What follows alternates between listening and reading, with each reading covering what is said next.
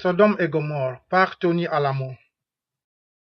Près de Jéricho, en Israël, existe un lieu appelé Sodome et Gomorrhe. Si vous avez un jour l'occasion de visiter cet endroit, vous n'aurez aucun doute sur le fait que Dieu est un Dieu de jugement. Vous pourrez y ramasser des cristaux de soufre jaune qui brûleront lorsque vous les allumerez. Le spectacle de ce lieu est terriblement effrayant, le plus effrayant que vous verrez de votre vie.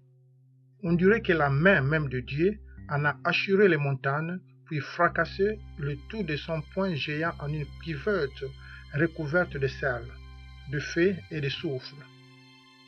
Rapportez des cristaux de soufre jaune en souvenir et ramenez-en un morceau supplémentaire pour l'urne électorale au jour où le peuple dira « Allons tous aux urnes pour décider de la légitimité du mariage homosexuel ». Ne répétez jamais avec la foule que la parole de Dieu ne dit pas la vérité. Nous ne sommes pas en mesure de reconnaître le bien, le mal, le bon ou le mauvais sans la parole de Dieu. Toute cette région est plus chaude que les autres contrées de la Terre Sainte. C'est aussi la région la plus inhabitée. Il y a de grandes montagnes de sel à proximité. Peu importe que le Jourdain déverse ses eaux douces dans la mer morte. L'eau de la mer morte reste extrêmement salée. Elle ne sera jamais viable et ne produira jamais de poissons. L'effondrement de la montagne rend cette région très désolée.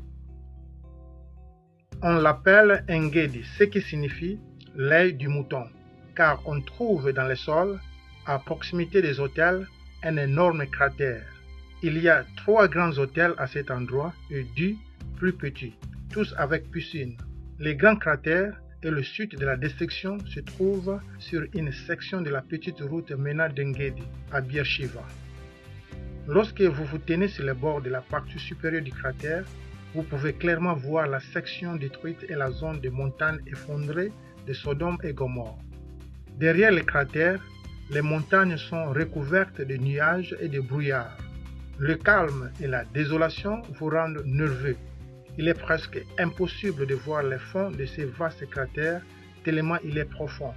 Combien trouve-t-on de ces immenses cratères dans le sol, de ces gouffres immenses dans lesquels la terre s'est écoulée et qui conduisirent à la destruction et à l'enfouissement de Sodome et Gomorrhe?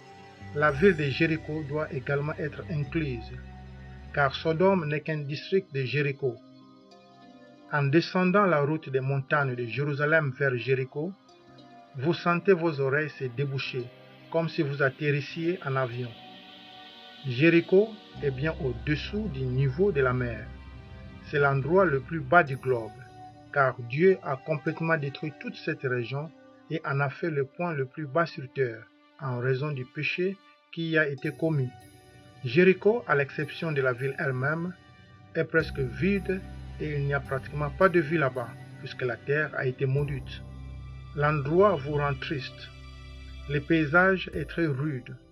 Peu importe combien de fois les hommes ont essayé de travailler la terre afin de lui apporter un semblant de vie et d'égayer le paysage, et les a déçus en refusant de prospérer.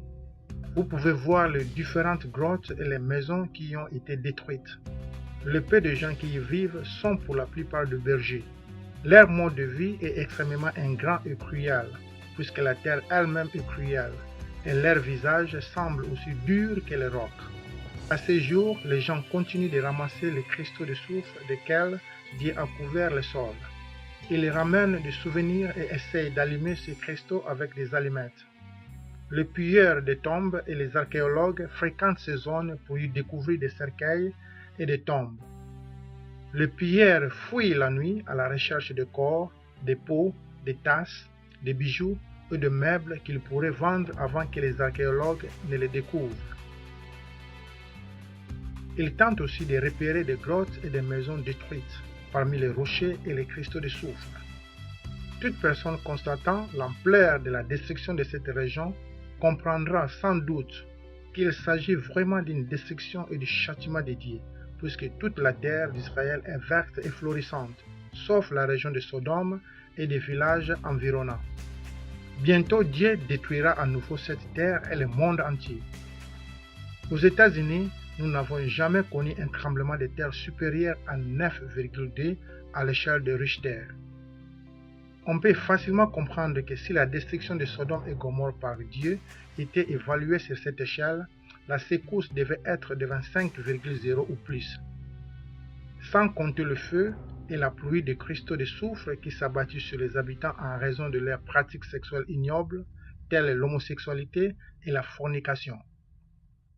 Toute cette région devrait être vue par chacun comme une démonstration de la puissance du jugement de Dieu, en particulier par ces pervers qui pratiquent l'homosexualité et le lesbianisme. Après avoir observé tout cela, vous comprendrez que Dieu n'est pas un plaisantin. Il pense vraiment ce qu'il dit. La fin du temps est arrivée, alors ne soyez pas un plaisantin. Si vous désirez être sauvé, répétez cette prière après moi devant Dieu et dites-la de tout votre cœur. Mon Seigneur et mon Dieu, aie pitié de mon âme de pécheur. Je crois que Jésus-Christ est le Fils du Dieu vivant. Je crois qu'il est mort sur la croix et a versé son sang précieux pour le pardon de tous mes péchés. Je crois que Dieu a ressuscité Jésus d'entre les morts par le pouvoir du Saint-Esprit et qu'il est assis à la droite de Dieu en ce moment même et qu'il écoute la confession de mes péchés et cette prière. J'ouvre la porte de mon cœur et je t'invite à y entrer, Seigneur Jésus. Lave-moi de tous mes péchés dans le sang précieux que tu as versé pour moi sur la croix du Calvaire. Tu ne me rejetteras pas, Seigneur Jésus. Tu me pardonneras mes péchés et sauveras mon âme. Je le sais car ta parole, la Bible le dit. Ta parole dit que tu ne rejetteras personne, moi y compris. Donc je sais que tu m'as entendu, et je sais que tu m'as répondu, et je sais que je suis sauvé. Et je te remercie, Seigneur Jésus, d'avoir sauvé mon âme, et je continuerai à te montrer ma reconnaissance en faisant ce que tu me commandes, et je ne pécherai plus. Maintenant que vous êtes sauvés, Jésus vous commande d'être baptisés en étant complètement immergés dans l'eau au nom du Père, du Fils et du Saint-Esprit. Ensuite, étudiez diligemment la Bible, Louis II, pour votre profit et au profit d'autres, pratiquez ce qu'elle enseigne. Christ et Dieu le Père vivent maintenant en vous par le Saint-Esprit. Il vous est possible de recevoir une portion plus complète de la nature de Dieu en vous. Plus la nature divine de Dieu vit en vous, plus vous pourrez résister aux tentations qui ont si facilement éloigné tant de millions de chrétiens du salut. Priez pour le baptême du Saint-Esprit. Pour en savoir plus sur comment recevoir le baptême du Saint-Esprit, et d'acquérir plus de la sainte nature divine en vous, contactez-nous et demandez nos publications. Car sans la sainteté, personne ne verra Dieu. Hébreux chapitre 12, verset 14. Le Seigneur veut que vous parliez aux autres de votre salut. Marc chapitre 16, verset 15. Vous pouvez devenir un distributeur de publications évangéliques du pasteur Tony Alamo. Nous vous enverrons des publications gratuitement. Pour plus d'informations, appelez-nous ou envoyez-nous un email. Prière de passer ces messages à quelqu'un d'autre.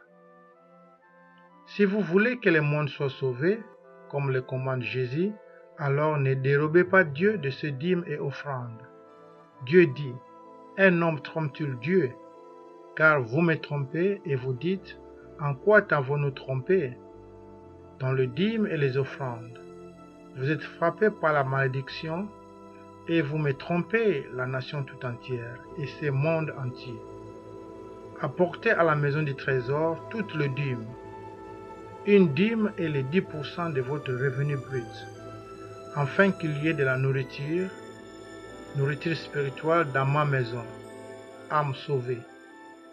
Mettez-moi de la sorte à l'épreuve, dit l'Éternel des armées, Et vous verrez si je n'ouvre pas pour vous les écluses de cieux, si je ne répands pas sur vous la bénédiction en abondance. Pour vous, je menacerai celui qui dévore, et il ne vous détruira pas le fruit de la terre. Et la vigne ne sera pas stérile dans vos campagnes, dit l'Éternel des armées. Toutes les nations vous diront heureux, car vous serez un pays de délices, dit l'Éternel des armées. Malachie chapitre 3, versets 8 à 12. Veuillez nous contacter pour plus d'informations ou pour des articles et d'autres sujets qui peuvent vous intéresser.